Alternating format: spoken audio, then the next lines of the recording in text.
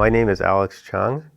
I was born in Pittsburgh, Pennsylvania in 1959. Majority of my life was in Venice, California. Lived there from fourth grade till I finished high school. Before I was the age of 2, my parents separated. For some reason, my mother decided to migrate to the West Coast. And in later years,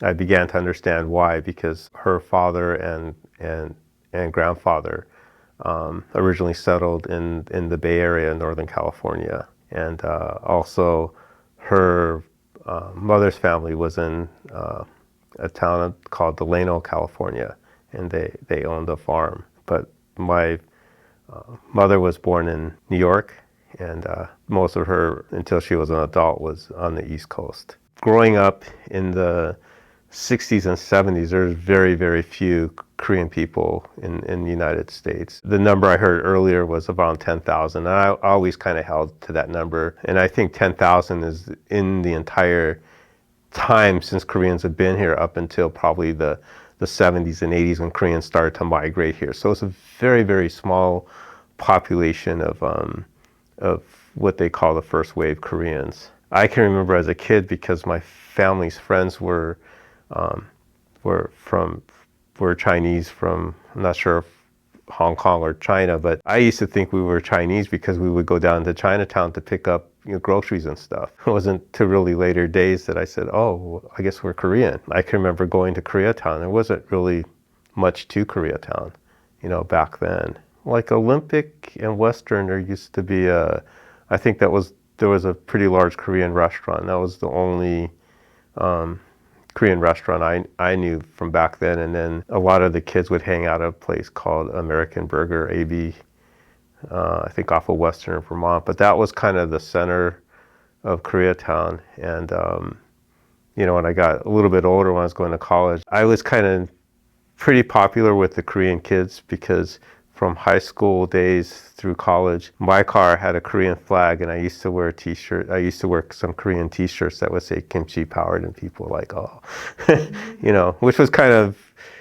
big statements back then. But I knew I had some ancestors that were Korean, but, all that meant, I didn't really know, because Koreatown wasn't what you see today. It was a very small fraction. I can say when I went to college, I was the largest Asian promoter of dance clubs, and I had about 3 to 4 clubs at a time and a couple of limos, and we used to, make, kind of a safe place for the Asian kids to come out on Friday and Saturday. But I did that when I was going to college, and that actually pretty much funded my undergrad, because the kids used to pay to go through the door, and I'd take a rake of the bar. So it was pretty good for paying for school. I'm a product of LA going to school, so I went to Santa Monica College, went to Cal State Dominguez, I went to UCLA, and ultimately I got my master's at USC. If it wasn't for the Korean government looking for Korean independence fighters, I would never know the real story of my family. Since 1999, I've been volunteering at the Korean American Pioneer Council, just helping other people document their history. But I never expected that I actually had a story, or there was actually anything there in my life. I just thought, it was something I could do to pay homage to the people that were here, because my family is very, very small. There was a article that came out by a lady getting her thesis. She was studying the immigration of Korean students mixed in with Chinese students coming to America to go to school. That's actually how my grandfather got here. But the most interesting story is his father. At the turn of the 1900s, Japan was coming to take over Korea, as many people know, and he left Korea and started an organization in Shanghai, China. He was the president of that organization. They plotted the assassinations of the different imperial Japanese. It must have got pretty dangerous, because he escaped to San Francisco, and the story is he came to San Francisco with $30,000 before 1910, before the Japanese occupation.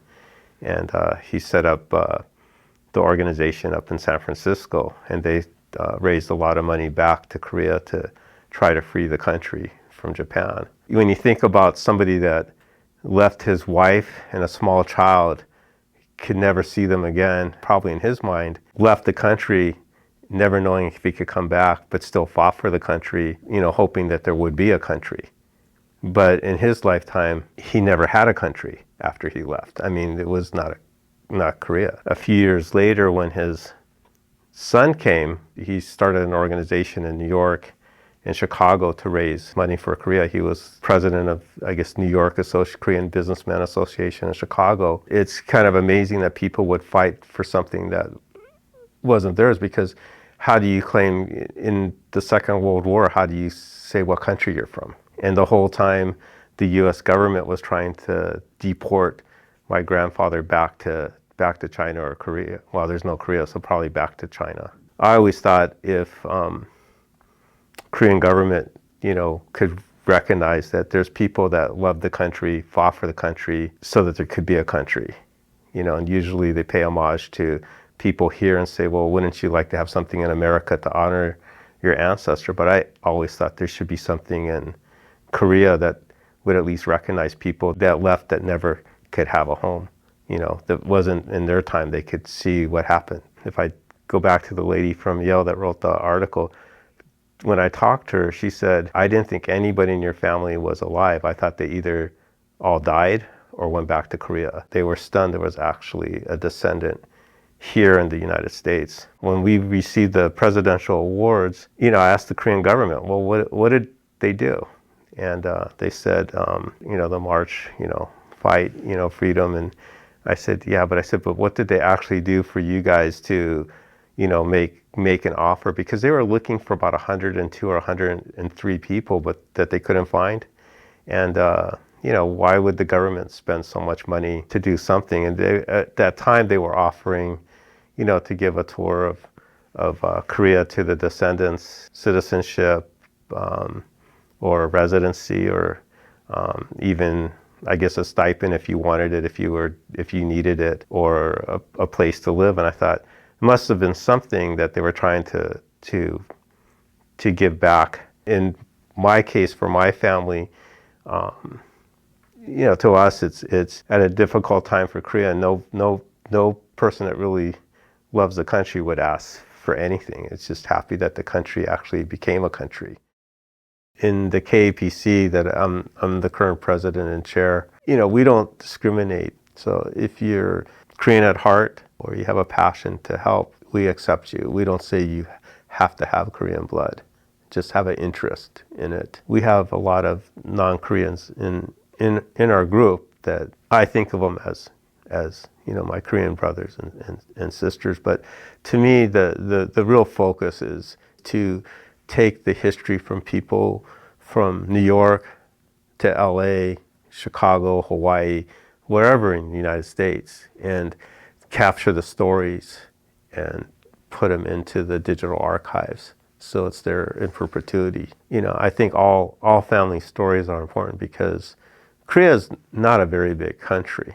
It's about a third the size of Japan. To build the bridges between the generations and even the generations of, like, if you look at the first wave, the original immigrants, just to have that story for their family into the future, I think that's very important. But I also think the people that came from Korea that immigrated here, just to recognize that, as I said in the beginning, that there are people that, if they've been here many generations, some of them left Korea so there would be a Korea today because they fought for Korea, but they could never go back home.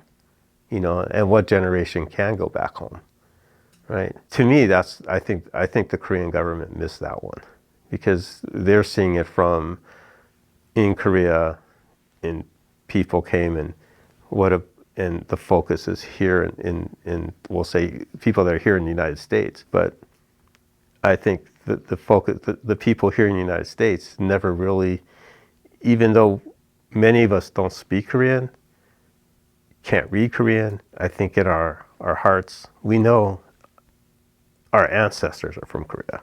You know, it was out of respect to pay